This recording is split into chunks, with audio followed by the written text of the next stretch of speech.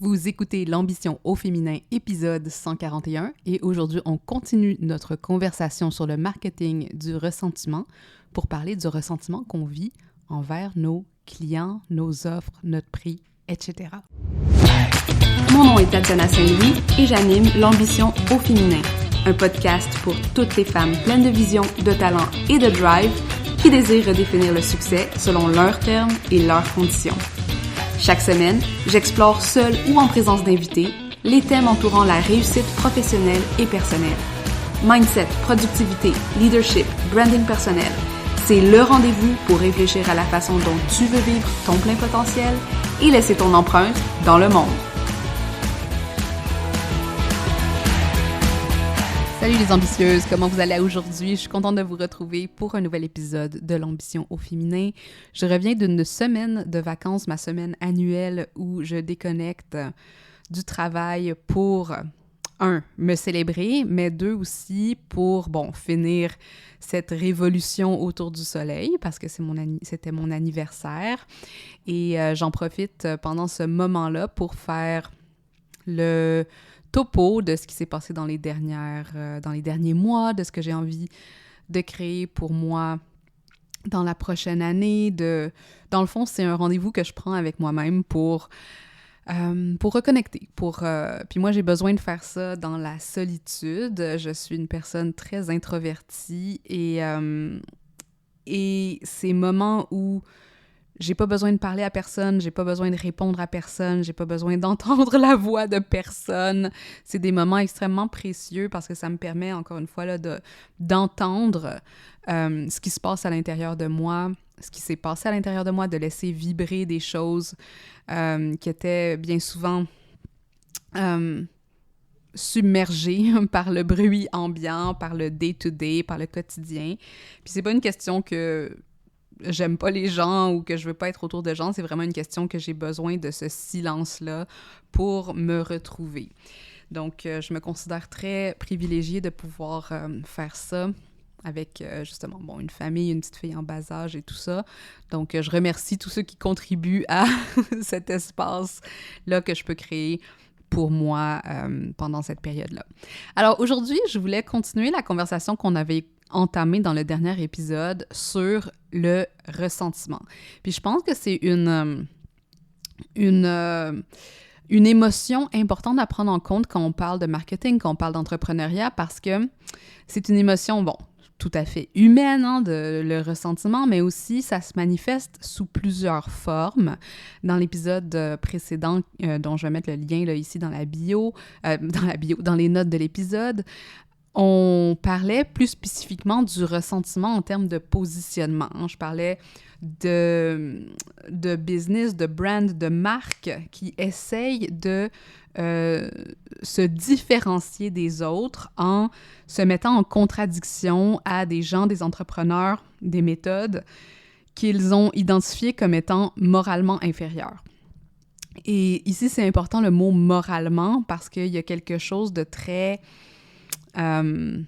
vertueux ou d'apparence vertueuse, ou on pourrait même dire bigot, du bigotisme, dans ce type de positionnement-là où on utilise les autres pour essayer de jeter de l'ombre, throw shade, comme ils aiment dire en anglais, et éventuellement manipuler le message pour se positionner soi-même comme étant supérieur.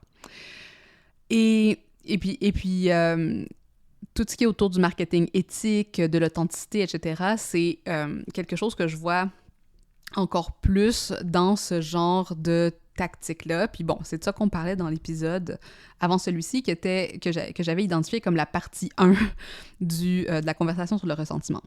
Mais c'est pas juste ça, le ressentiment, puis il y avait une autre dimension dont je voulais parler en termes de marketing, et c'est tout ce qui implique le ressentiment ou cette émotion-là qu'on ressent bien souvent dans la relation qu'on entretient avec nos clients, dans cette relation de confiance qui se crée quand, en tant qu'entrepreneur, on ouvre des offres, on ouvre des espaces pour entrer en communication avec nos clients.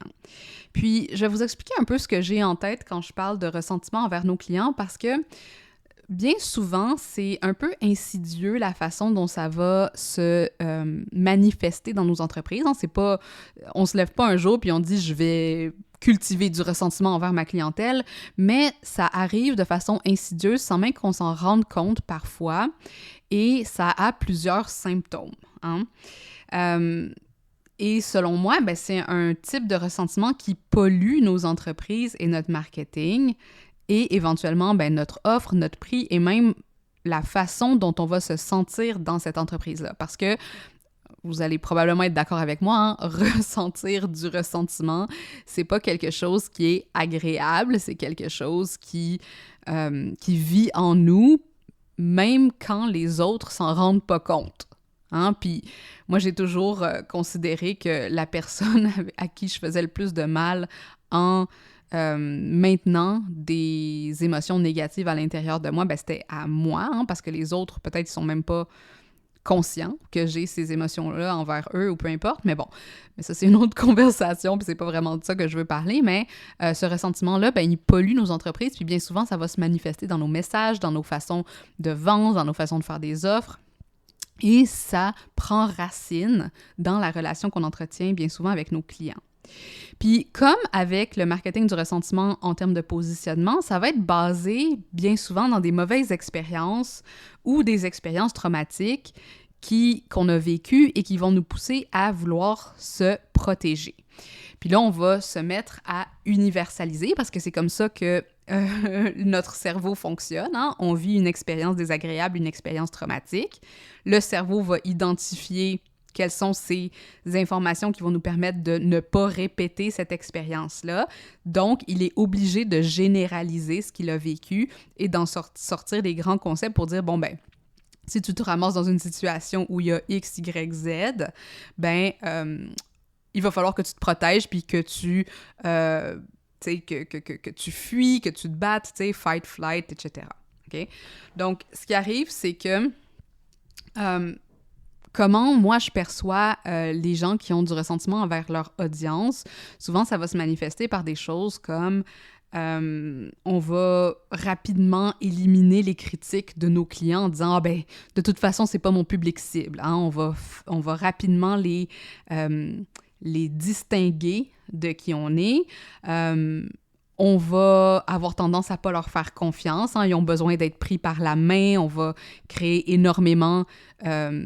on va les surmaterner à quelque part parce qu'on fait pas confiance à leur capacité à prendre la bonne décision. Puis la bonne décision, ben, dans notre tête, c'est de travailler avec nous. Bien souvent, le ressentiment, ça va se manifester au niveau du prix. On va pas vouloir charger un certain prix parce qu'on se dit « mes clients sont pas capables de payer ça, mes clients ont besoin de ça, ça, ça. Hein? » Ça rentre un peu avec le fait de les materner. On a l'impression, on hiérarchise dans le fond nos clients par rapport à nous-mêmes. On a l'impression qu'ils ne savent pas ce dont ils nous ont besoin, donc on doit les approcher d'une façon un peu plus sous-jacente, hein, un peu moins directe. Puis, on va bien souvent aussi créer des parcours clients, des funnels qui vont être assez premier niveau, hein, plutôt superficiels, parce que on va rester dans cette relation superficielle avec nos clients. Puis là, je veux répéter encore que c'est pas des choses qu'on fait de façon avec un mauvais état d'esprit ou parce qu'on veut blesser qui que ce soit. C'est bien souvent des choses qu'on fait inconsciemment, encore une fois, parce qu'on est dans des réactions traumatiques, hein, des réactions traumatiques de s'être fait rejeter dans le passé. Puis quand je dis rejeter, je parle de clients ou de personnes qui nous ont dit non ou qui n'étaient pas prêts à travailler avec nous, des personnes qui nous ont parlé du fait que ça n'avait pas d'allure qu'on charge X, Y, Z, hein, qui ont essayé d'utiliser la honte pour nous faire baisser nos prix. ce que je vais voir souvent aussi, c'est des créatrices et des créateurs de contenu qui vont dire « Je donne tellement de gratuit à mes clients, ça m'épuise. » Ils vont donner, et ils vont créer ce ressentiment-là à l'intérieur d'eux-mêmes parce qu'ils se disent « Quand est-ce qu'ils vont me redonner à leur tour? » Donc, il y a comme un débalancement au niveau de ce qu'on a l'impression de donner versus recevoir.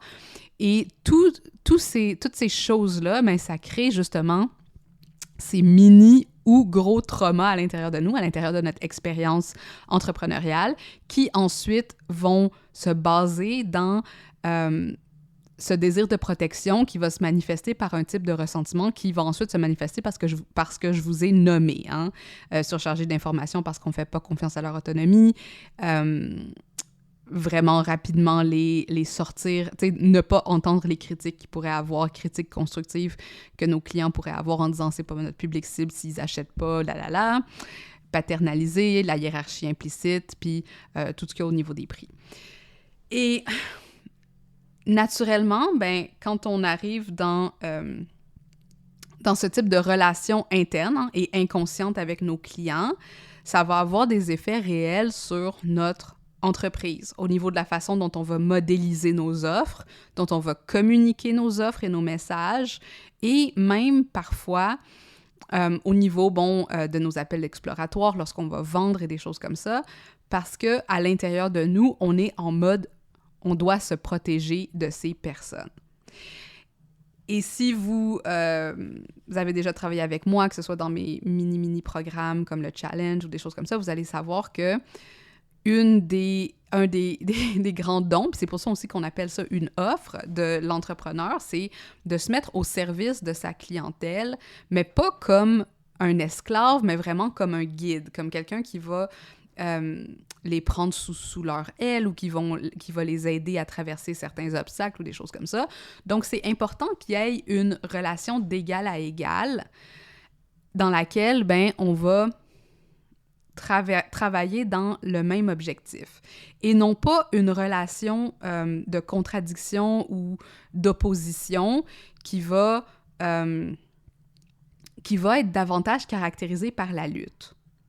Puis le ressentiment, c'est ça que ça va créer, c'est de la lutte parce que, à un certain niveau, ben, on va se sentir désemparé devant leur objection. On va avoir l'impression que n'importe quelle objection d'un client, ben, c'est lui qui essaye de soit extirper quelque chose de nous ou qui est en train de nous rejeter ou qui est en train de nous faire, entre guillemets, du mal, alors qu'il est simplement en train de communiquer à un état interne qui, nous, comme entrepreneurs, est une information importante.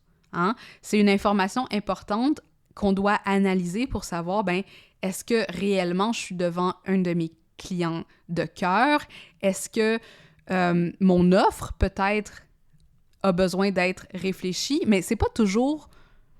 Hein, c'est pas toujours l'un ou l'autre, blanc ou noir. Tu sais, peut-être qu'il y a certaines choses que l'offre pourrait être réfléchie, tandis que cette personne-là n'est pas exactement notre client idéal, etc., etc.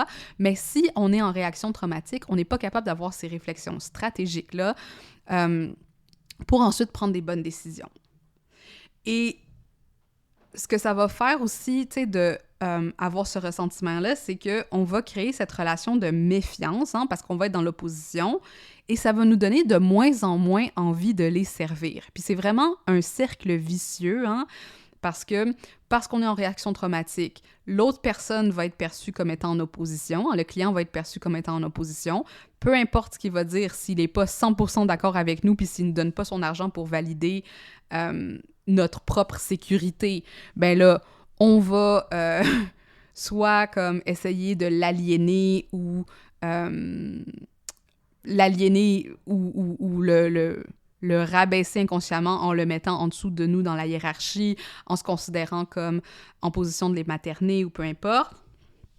Et on va instrumentaliser ainsi nos relations avec nos clients parce que à ce moment-là, le client devient juste une façon de valider qu'on est en sécurité, hein, qu'on est devant la bonne personne, qu'on notre message communique bien, que notre prix est le bon, etc. C'est constamment une façon de se valider et de créer de la sécurité autour de notre entreprise à travers cette relation, alors que ma thèse, hein, ma façon dont moi je travaille, c'est que c'est la confiance que nous avons dans notre offre, notre service, notre message, notre prix, notre entreprise, notre expertise qui fait que les clients ensuite peuvent se sentir en confiance, à l'aise, écoutés, entendus pour entrer dans notre univers.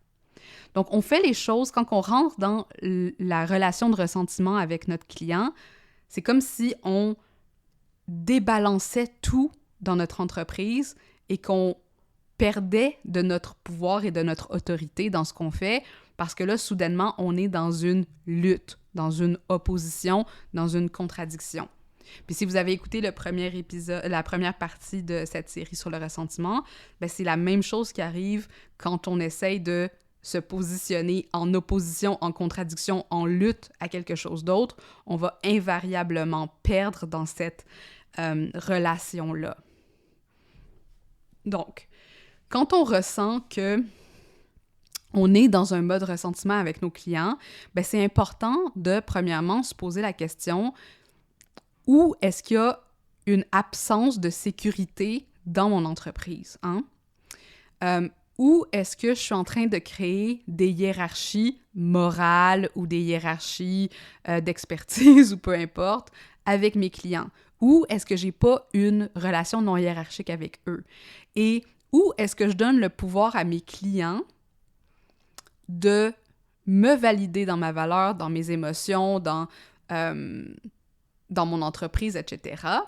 Et après ça, on peut commencer à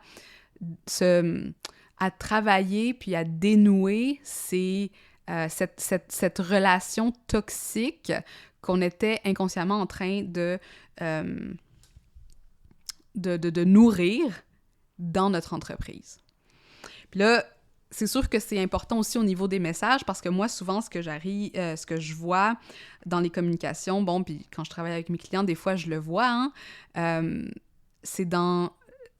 Ça va se manifester dans les messages, dans les publications, hein, ça va se manifester même des fois dans la façon de apprécier certaines méthodes de communication. Puis là, je donne un exemple vraiment concret. Hein. Je me rappelle d'avoir travaillé avec une personne et puis cette personne-là, elle avait un groupe Facebook et puis c'est un groupe Facebook qui lui apportait de la lourdeur. Puis elle comprenait pas pourquoi les gens y achetaient pas son programme. Puis elle donnait tellement de contenu gratuit. Puis là, petit à petit, il y avait plein de signes qui avaient du ressentiment qui se créait envers cette audience. Ils n'arrivaient pas assez rapidement. Trop d'appels exploratoires qui se soldaient pas par des achats. Trop de temps perdu avec X, Y, Z. Des demandes trop importantes de la part des clients. Puis ce que je vais voir souvent dans les conseils de marketing ou de d'autres coachs business, ça va être juste comme « Ah, mais non, mais... » laisse faire avec eux, tu sais, comme laisse-les partir, c'est pas tes clients, etc. Concentre-toi sur ceux qui payent, concentre-toi sur ceux qui t'aiment. Sauf que, en faisant ça, ben, on n'est pas en train de réparer ce qui était problématique dès le départ et qui était comment je peux en être arrivé à avoir créé des espaces dans ma propre entreprise. Hein? Un groupe Facebook, c'est quelque chose qu'on a créé soi-même, où j'ai laissé rentrer ce type de ressentiment-là. Puis là, ça devient super intéressant en coaching d'aller explorer, où j'ai pas respecté mes limites, où je crois pas en ma propre valeur ou que je suis pas capable de valider ma propre valeur, où je laisse aller mon autorité et que je la donne à quelqu'un d'autre, que ce soit mes clients ou un coach ou n'importe qui d'autre. Hein? Ou est-ce que je suis en train de créer des offres qui viennent pas de moi, mais vraiment de mon besoin de correspondre à certaines normes ou certains standards dans mon industrie, etc., etc., etc. Donc, adresser le ressentiment au sein de son entreprise, c'est vraiment puissant après ça en coaching pour voir où est-ce que je peux créer une entreprise qui feel davantage safe, sécure, épanouissante, nourrissante pour moi-même avant tout et de cet espace-là ensuite commencer à communiquer avec les autres, commencer à créer des offres qui sont beaucoup plus alignées avec ce que je veux offrir, commencer à travailler dans des modalités qui font du sens pour moi et qui font du sens pour moi, mais de cet espace de sécurité, on est aussi en meilleure place pour entendre les besoins de nos clients, pour les accueillir d'une place d'empathie, de compassion, mais aussi de lucidité. De lucidité et de cohérence, parce que ce qu'on veut ici, c'est vraiment de la lucidité par rapport à ce qu'on perçoit comme signaux chez nos clients, et ensuite de se dire, ben, est-ce que je suis prête à les aider à ce niveau-là? Donc, c'est pas toujours une question de devoir changer ses offres, ses prix ou son entreprise, hein? Des fois, c'est juste une question d'aller se demander où est-ce que j'entretiens du ressentiment envers mon audience, mon entreprise, mon business, peu importe mes offres, parce que c'est là qu'il y a de l'information vraiment importante sur des systèmes ou des modes de fonctionnement qui ne me servent pas, mais que j'ai établi moi-même dans mon entreprise. All right. Je serais vraiment curieuse de savoir si ça résonne avec vous, hein, ce que je suis en train de discuter ici, si vous avez déjà ressenti ce genre de choses-là, si vous aviez déjà identifié que c'était justement un type de ressentiment que vous étiez en train de nourrir envers certaines parties de votre entreprise, y compris votre audience. Et voilà, juste au moins pour avoir une impression de comment vous jonglez avec ces idées-là en ce moment dans votre entreprise, et si ça vous a déjà passé par l'esprit qu'il y avait quelque chose qui ne fonctionnait pas, non pas au niveau de votre offre ou de votre message, mais encore plus à la racine, qui était dans la relation avec votre clientèle. All right. Sur ce, ben, j'espère que ça vous a fait réfléchir, et puis, comme d'habitude, ben, en ce moment, je suis en train de travailler sur mon nouveau programme qui va sortir probablement fin de l'année, début de l'année prochaine. Donc, si vous voulez être au courant de ce qui se trame dans l'arrière-scène et être dans les premiers à recevoir les informations sur ce qui s'en vient, abonnez-vous à mon infolettre, hein, mtamarque.com/infolettre, parce que c'est vraiment là que je mets toutes mes nouvelles, toutes mes informations, surtout maintenant que je suis un petit peu moins active sur les réseaux sociaux, parce que, justement, je travaille fort sur ce nouveau programme qui risque de faire des étincelles. Je vais juste le dire comme ça. All right. À bientôt tout le monde. On se parle la semaine prochaine pour un nouvel épisode, et je vous souhaite une très belle semaine. Hey! T'es encore là? Ça veut dire que l'épisode t'a plu. C'est vraiment cool, ça. Est-ce que je peux te demander quelque chose maintenant? Aide d'autres femmes comme toi à découvrir le podcast en déposant des étoiles d'appréciation pour l'ambition au féminin. Sur Apple Podcast, c'est facile, défile tout en bas de la page de l'émission où tu vois les avis et tape sur le 5 étoiles pour faire exploser mon cœur de joie. Sur Spotify, c'est encore plus simple. Navigue sur la page du balado et tape l'icône en étoile en bas de la description. Merci d'avance, je t'apprécie beaucoup.